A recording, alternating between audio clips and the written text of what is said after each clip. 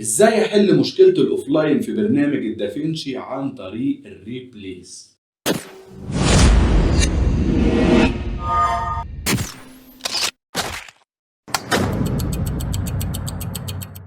السلام عليكم ورحمة الله وبركاته.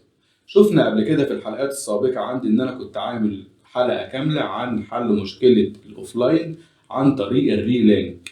النهاردة في الحلقة دي هنشوف نفس المشكلة بس عن طريق الريبليس. يلا بينا. طيب احنا شفنا قبل كده في حلقة سابقة ان احنا لما بنلاقي سيكونس جايب لي ميديا اوفلاين ان احنا بنضغط على السيكونس ده كليك يمين وبنختار فايند ان ميديا بول، وبعد ما قائمة الميديا بول بتفتح وتحدد لي السيكونس اللي انا قلت له دور لي عليه بنضغط عليه كليك يمين ونضغط على ريلينك سيلكت كليبس، فبيفتح لي الصفحة عندي ويقول لي حدد الفولدر اللي فيه الماتيريال بتاعك. فبحدد الفولدر وبدوس له سيلكت فولدر، يجي يعمل بحث يقول لي الكليب مش موجود في الفولدر ده.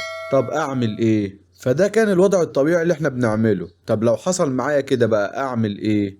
هنا بقى بعرف اسم السيكونس ده ايه او رقمه كام، اهو اخره 0096. بضغط عليه بقى كليك يمين، بس بدل ما ادوس ريلينك سيلكت كليبس بدوس ريبليس سيلكت كليبس اهو، فبيفتح لي الصفحة بتاعتي اللي عليها الماتيريال وببدأ انا ابحث في الماتيريال على اسم السيكونس اللي انا محتاجه اهو 0096. بضغط كليك شمال مرتين فبلاقي ان هو ظهر لي الفيديو اهو. وطبعا بعمل الطريقة دي مع اي فيديو ما ظهرش بطريقة الريلينك، بعمل له ريبليس. بس كده يا شباب. وبكده تكون خلصت حلقتنا النهارده. اتمنى تكونوا استفدتوا معايا، ويا ريت تدعموني بالاشتراك في القناه وتفعيل زر الجرس عشان تستفادوا من كل حلقات، ولو لايك وكومنت وشير يبقى كتر الف خير. السلام عليكم.